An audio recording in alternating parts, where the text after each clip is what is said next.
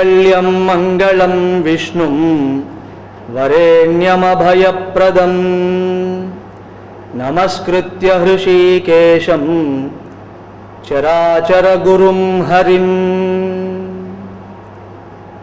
మహర్షేః పూజితస్యేహ సర్వలోకైర్మహాత్మనః ప్రవక్ష్యామి మతం పుణ్యం వ్యాసస్యాద్భుతకర్మణః. మహత్వాద్ భారవత్వాచ్చ మహాభారతముచ్యతే.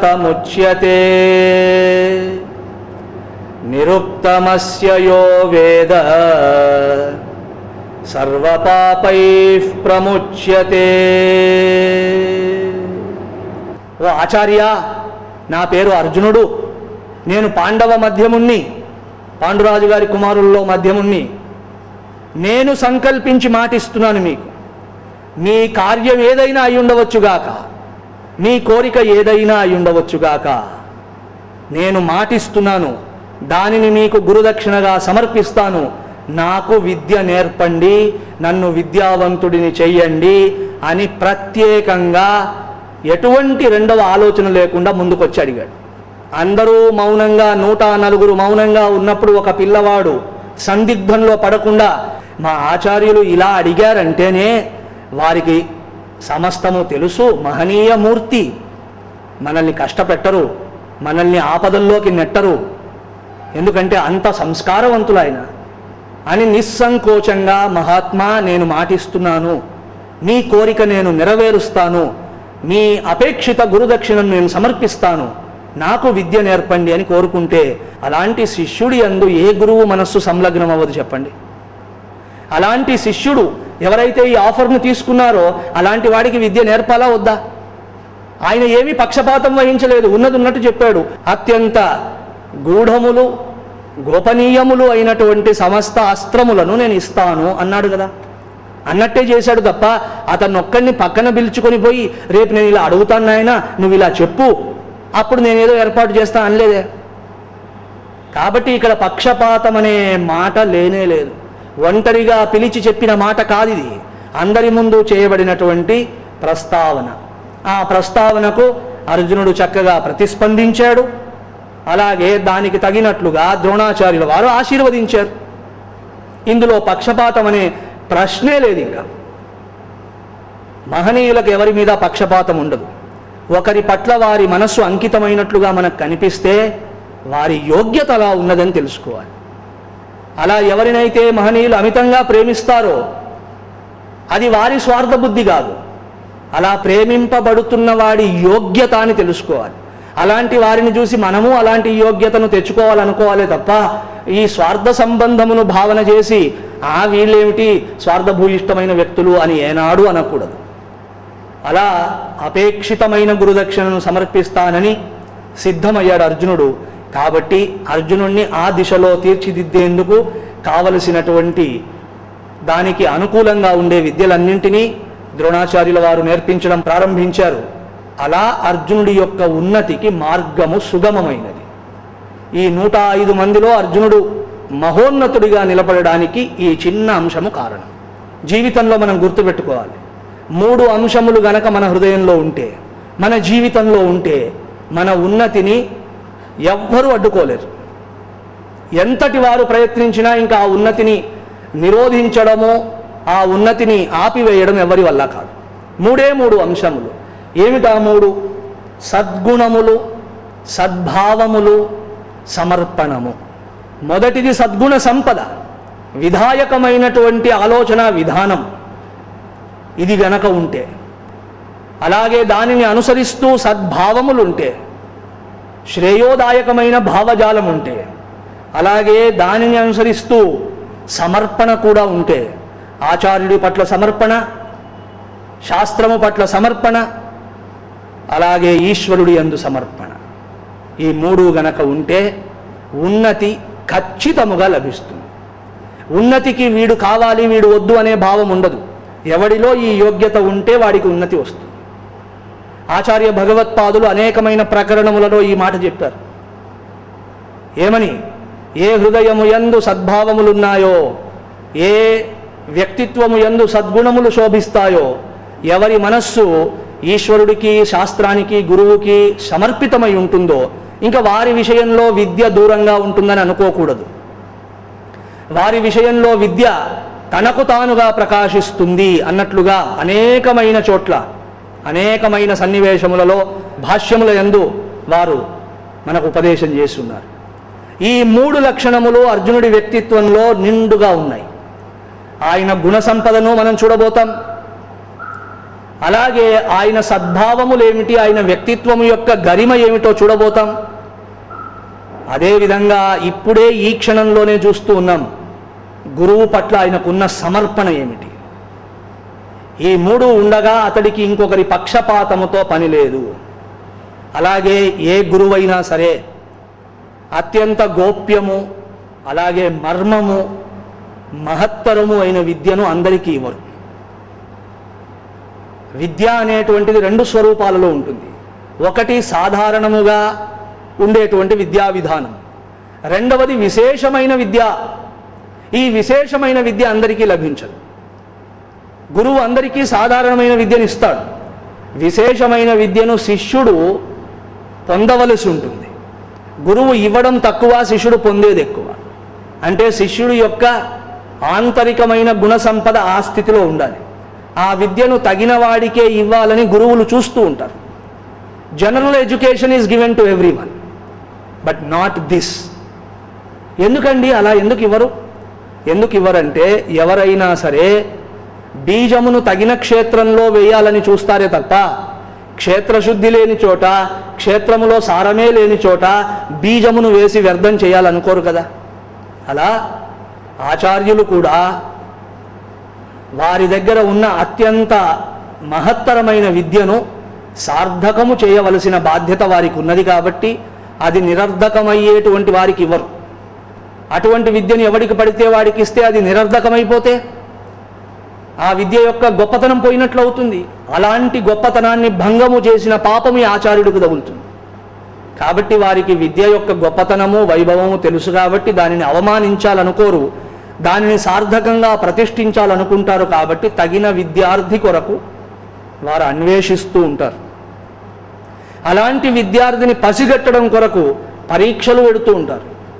ఆ పరీక్షలలో ఎవడు నెగ్గుతాడో వాడికి మాత్రమే ఈ యొక్క ప్రత్యేకమైన అధికారం లభిస్తుంది. ఈ విద్యను సంగ్రహించే శక్తి వాడికి లభిస్తుంది. కాబట్టి అర్జునుడిలోని ఆ దివ్య సుగుణ సంపద, సమర్పణ అనే భావము ద్రోణాచార్యుల వారి మనస్సును ఆకర్షించింది. ఏ గురువు ఒప్పుకోడు ఇలాంటి శిష్యుని? చెప్పండి, ఏ గురువు కోరుకోడు ఇలాంటి శిష్యుణ్ణి? ఎలాంటి గురువైనా సరే అర్జునుడి వంటి శిష్యుణ్ణి కావాలని కోరుకుంటాడు. శ్రీరామకృష్ణ పరమహంస వారు రోజు కాళికాదేవిని పూజించేవారు.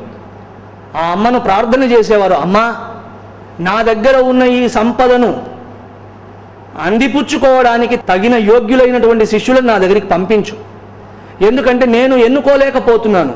ఎవరికి ఈ మహా భాండాగారమును అందించాలో నాకు అర్థం కావట్లేదు. నా నిర్ణయము పనిచేసేలా లేదు. నీవే నా మీద దయదలిచి అలాంటి శిష్యులను అనుగ్రహించమ్మా అని రోజు ప్రార్థించేవారు. అలాగే వివేకానంద స్వామి ఈ మాటను చాలాసార్లు చెప్పారు. మా గురువు గారు అమ్మవారిని ఇలా ప్రార్థించేవారు.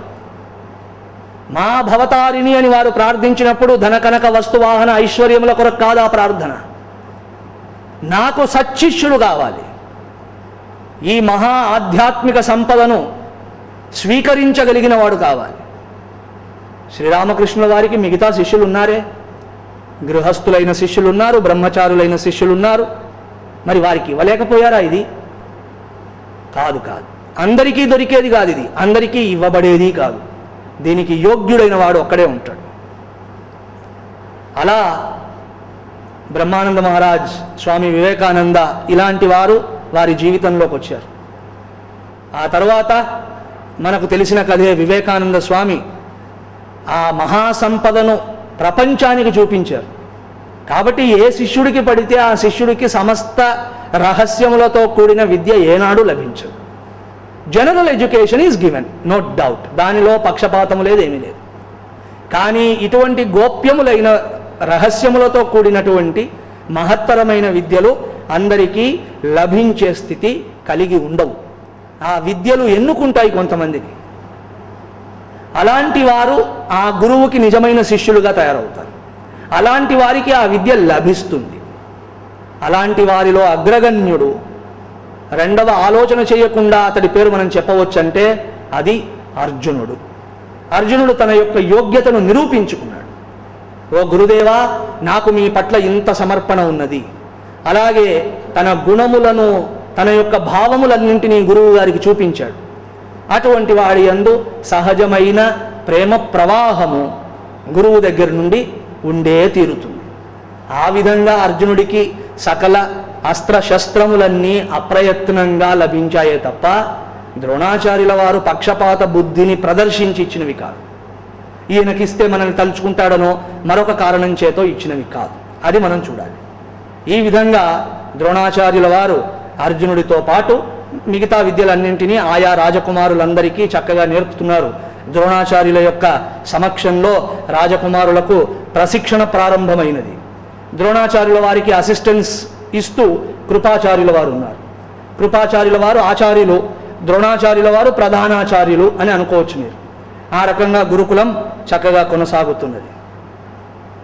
ఈ విద్యా సముపార్జన కాలంలో కూడా ప్రతిరోజు అర్జునుడు ప్రదర్శించేటువంటి ప్రజ్ఞ, అర్జునుడు చూపించేటువంటి సమర్పణ, అర్జునుడి మనస్సులో ఉన్నటువంటి విద్యా సంబంధమైనటువంటి ప్రేమ, ఇవి ద్రోణుల వారిని మరింత ఆకర్షించడం ప్రారంభించాయి. కేవలం ద్రోణాచార్య నీకు నేను మీరు అడిగినటువంటి దక్షిణ ఇస్తాను అనే ఒక్క మాటే కాదు. ప్రశిక్షణ ప్రారంభమైన తర్వాత ఎవ్రీడే, ప్రతిరోజు అర్జునుడు తనను తాను నిరూపించుకున్నాడు. విద్య పట్ల అంకిత భావాన్ని ప్రదర్శించాడు. గురువుకి శిష్యుడు విద్య పట్ల సమర్పితుడై ఉన్నాడనే విషయము తప్ప మరొక విషయాన్ని గురించినటువంటి భావము ఎక్కువగా ఉండదు. ఏ శిష్యుడైనా విద్య పట్ల సమర్పణ, శరణాగతి చూపిస్తే గురువు ఆ శిష్యుడి యందు గొప్పదైన ప్రేమను ప్రదర్శిస్తాడు. అర్జునుడు ప్రతిరోజు అలాంటివి నిరూపించుకున్నాడు. ప్రతిరోజు వారి జీవితంలో ఇవి కనిపించాయి. ఒక విషయం, ఎంత గొప్ప ఆచార్యుడు మన మీద ప్రేమతో నిర్ణయం చేసుకుని బోధిస్తున్నా మనలో గనక కొన్ని లక్షణాలు, కొన్ని కూడా కాదు, రెండు లక్షణాలు లేకపోతే విద్యా సముపార్జనం సమ్యక్ దిశలో కొనసాగదు. ఆచార్యుడు సాక్షాత్ చతుర్ముఖ బ్రహ్మ అయి ఉండవచ్చుగాక, కానీ మన యందు ఒక 2 లక్షణాలు ఉండాలి. ఆ లక్షణములు గనక లేని పక్షంలో ఎంతటి వాడికి కూడా విద్య అనేటువంటి దాని యందు ఉత్తీర్ణత లభించదు, విద్య యందు నిష్ఠ కుదరదు. ఏమిటా 2? ఒకటి ఏకాగ్రత, రెండవది స్వయంగా నేర్చుకునేటువంటి శక్తి. ఈ 2 విద్యార్థికి ఉండవలసిన ముఖ్యమైన లక్షణాలు. ఏకాగ్రత, అటెంటివ్నెస్. రెండవది గురువుగారు చెప్తారు అప్పుడు నేర్చుకుందాం, అలా కాదు.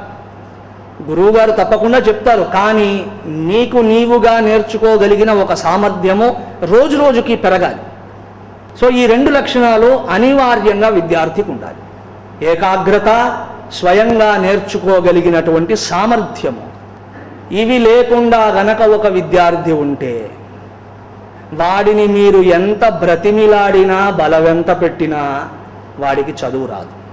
అర్జునుడి యందు ఈ 2 లక్షణాలు పూర్ణంగా ఉన్నాయి. ఏకాగ్రత పూర్ణంగా ఉన్నది, స్వయంగా నేర్చుకునేటువంటి ప్రజ్ఞ కూడా ఉన్నది.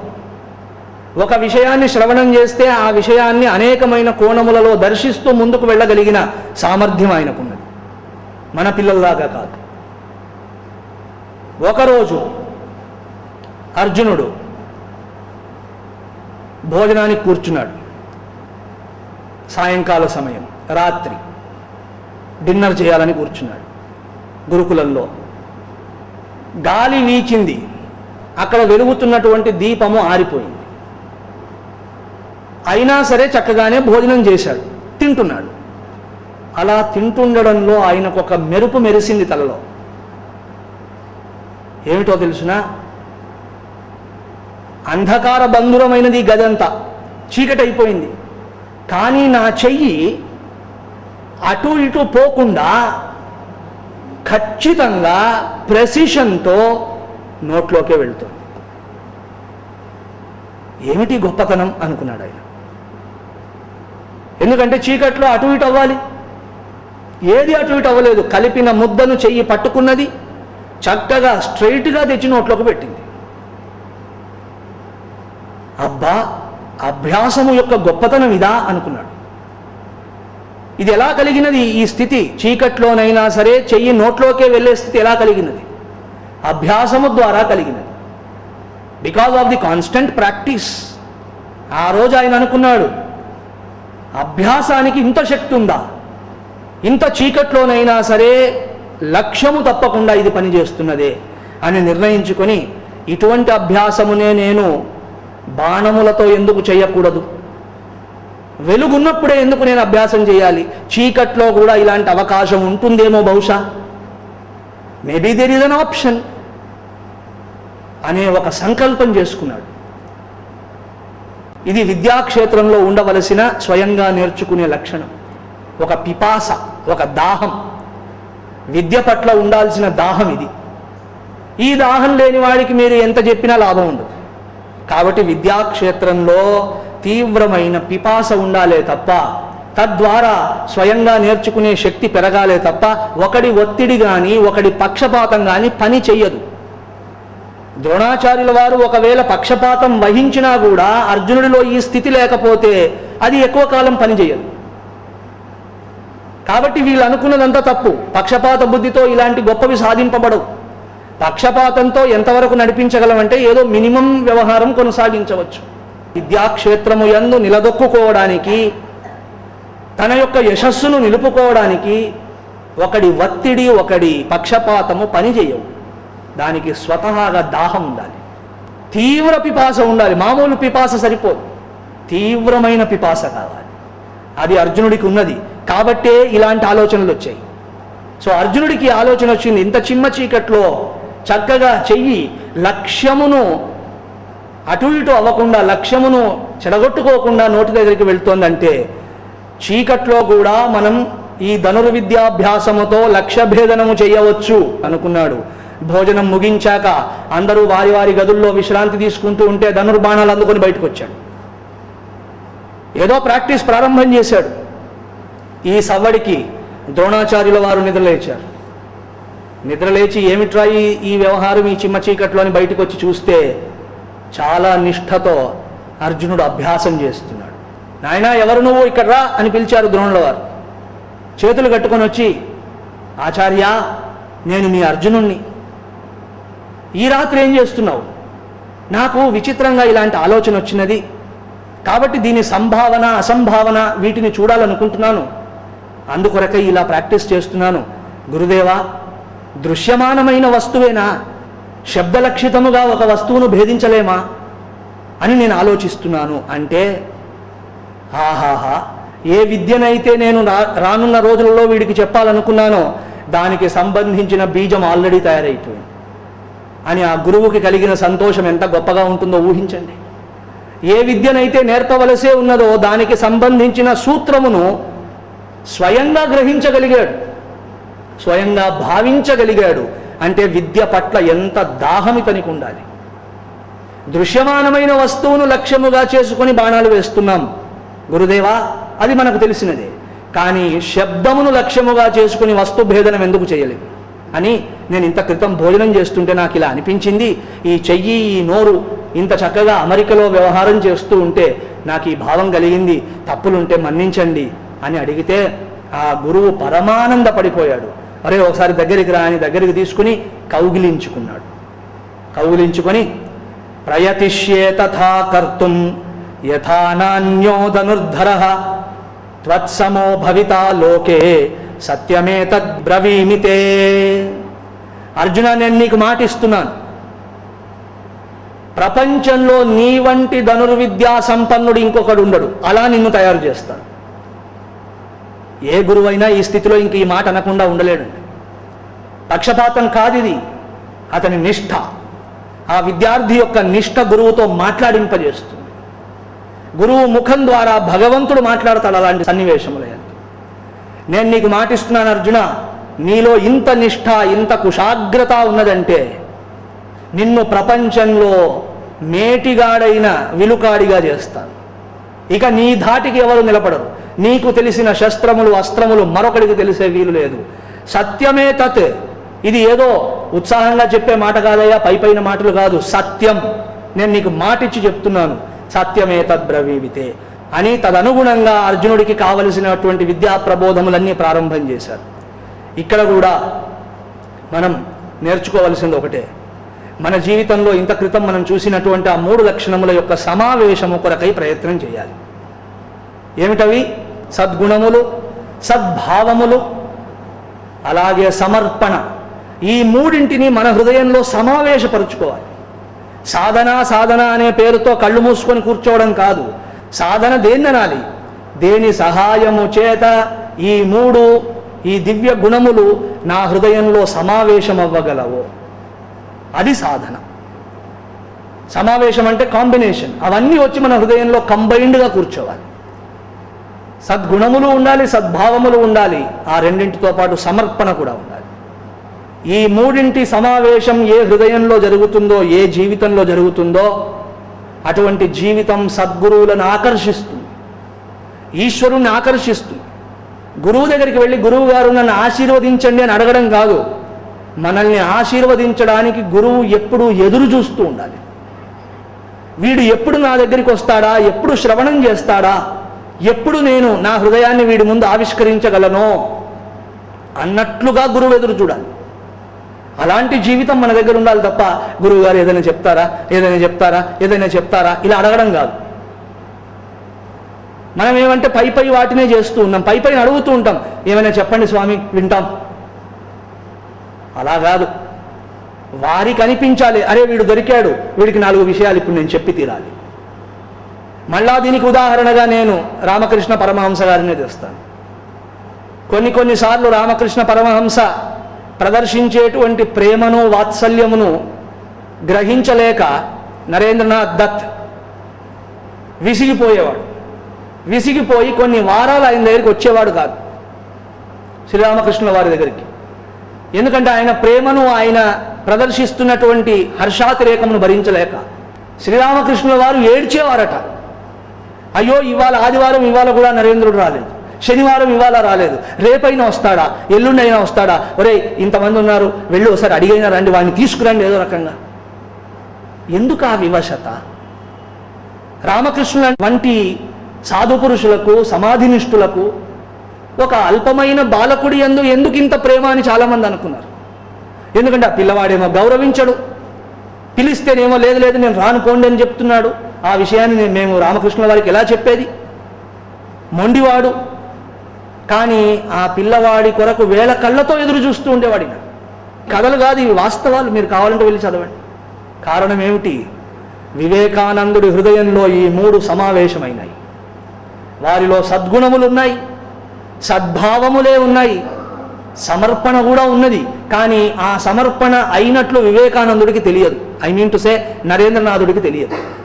ఎందుకంటే నరేంద్రనాథుడు తర్వాత వివేకానందుడు అయిన తర్వాత చెప్పుకున్నాడు ఆ మాటను, నేను దూరంగా ఉండాలని ప్రయత్నించేవాణ్ణి మా గురువు గారికి, కానీ ఏదో తెలియని ఒక ఆకర్షణ నన్ను లాగుతూ ఉండేది.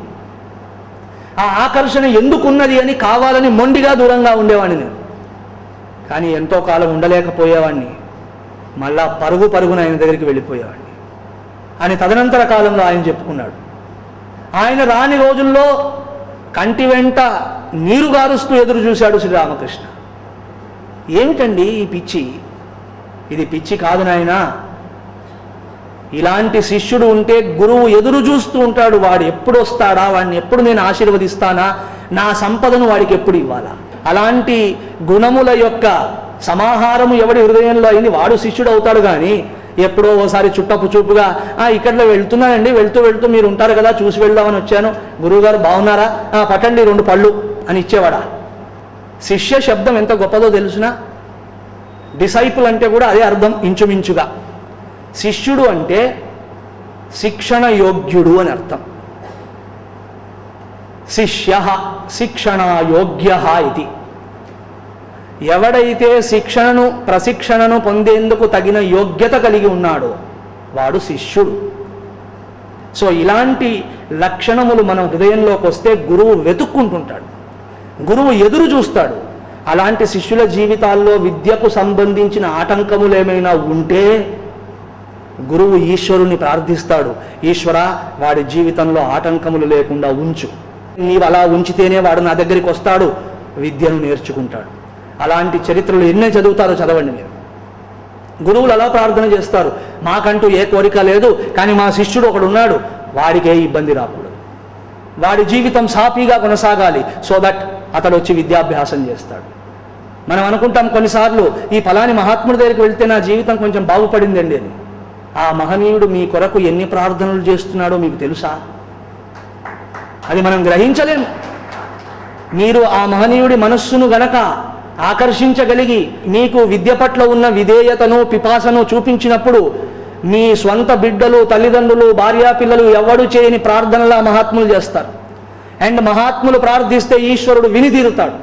ఎందుకంటే తన కొరకు తాను ఏదీ కోరుకోడు, అలాంటి వాడికి ఏదైనా సహాయం చేయాలని ఈశ్వరుడు ఎదురు చూస్తుంటాడు. వాళ్ళు గనక నోరు తెరిచి నా శిష్యుడికి ఇది కావాలి అంటే తత్క్షణం అనుగ్రహింపబడుతుంది. ఇది గురు శిష్యుల యొక్క పవిత్ర బంధం. అటువంటి వారి మధ్యలో పక్షపాతం అని ఎలా అనగలం? సో అర్జునుడు దినదిన ప్రవర్ధమానం అవుతున్నాడు ఈ స్థితిలో. ఆ విధంగా తాను మాటిచ్చినట్లే ద్రోణాచార్యుల వారు కూడా తదనురూపమైనటువంటి విద్యా ప్రబోధమును అర్జునుడికి అత్యంత శ్రద్ధతో నేర్పుతూ ఉన్నాడు. ఇంతలో తస్య తత్కౌశలం శ్రుత్వా ధనుర్వేద జిగృక్షవః రాజానో రాజపుత్రాశ్చ సమాజగ్ముః సహస్రశః. ఎప్పుడైతే అర్జునుడి యొక్క గొప్పతనం అందరికీ తెలియబడుతూ ఉన్నదో, ఎవరి దగ్గర నేర్చుకుంటున్నాడు అర్జునుడు అని అందరూ ఆరా తీయడం ప్రారంభించారు. ఎవరో ద్రోణాచార్యులట, భీష్ముల వారు వారిని ఆహ్వానించారు. వారి సన్నిధానంలో, వారి పర్యవేక్షణలో అర్జునుడు విద్యాభ్యాసం చేస్తున్నాడనే మాట ఈ నోట ఆ నోట పడి మహామహారాజులందరికీ తెలిసింది. వాళ్ళన్నారు, అర్జునుడి లాంటి వాడిగా మా పిల్లలు కూడా తయారవ్వాలంటే మన పిల్లల్ని కూడా ఆ గురుకులానికే పంపాలి అనే భావనతో అనేక మంది రాజులు, రాజకుమారులందరినీ భీష్ముల వారి అనుమతి తీసుకొని వీరి గురుకులానికి పంపేందుకై సంసిద్ధమవుతున్నారు. వారి కోరిక అదే, ఈ అర్జునుడు చదువుతున్నటువంటి గురుకులంలోనే, ఈ ద్రోణాచార్యుల వారి సమక్షంలోనే మా పిల్లలు కూడా విద్యాభ్యాసం చేయాలి అనే కోరికతో ధనుర్వేదాది విద్యల యందు కౌశల్యమును సాధించేందుకై అనేక మంది ఈ గురుకులానికి రావడం ప్రారంభమయ్యారు. అలా గురుకులం రోజు రోజుకు పెద్దదవుతోంది. అనేక మంది రాజులు, రాజకుమారులు వీళ్ళందరూ వస్తున్నారు. ఇలా రోజు రోజుకి రాజకుమారుల రాక ఎక్కువైపోయింది. అలాగే సందర్శకులు వస్తున్నారు. ఏం నేర్పుతున్నారు, ఎలా నేర్పుతున్నారు, నేర్చుకుందాం. అలాగే ఆయా గురువులు కూడా వస్తున్నారు. కొంతకాలం క్రాష్ కోర్స్ అది చేసి వెళ్దాం, ఈ గురువు గారు ఎలా నేర్పుతున్నారు, ఈ పిల్లలు ఎలా నేర్చుకుంటున్నారు అని ఇలా రోజు రోజుకి అది విస్తరింపబడుతుంది. ఇక్కడ మహాభారతంలో విచిత్రంగా అవుట్ ఆఫ్ ది లైన్ అన్నట్లుగా ఒక ఎపిసోడ్ వస్తుంది. ఆ ఎపిసోడ్ ఏకలవ్యుడి ఎపిసోడ్. డైరెక్ట్గా కథతో సంబంధం ఉన్నట్టు ఎక్కడా అనిపించదు, కానీ ఏదో విషయాన్ని చెప్పేందుకై ఆ ఎపిసోడ్ ఇక్కడికి వచ్చింది. సో కథా ప్రవాహముతో ఈ ఎపిసోడ్కి డైరెక్ట్గా ఏ సంబంధము లేదు. ఈ సన్నివేశము లేకపోయినా కథా సరిత అలాగే కొనసాగుతుంది. కానీ ఎందుకో ఇక్కడికి ఆ సన్నివేశం వచ్చింది అంటే, ఆ సన్నివేశము ద్వారా ఏదో ప్రబోధము చెయ్యాలని మహాభారతం సంకల్పిస్తున్నది.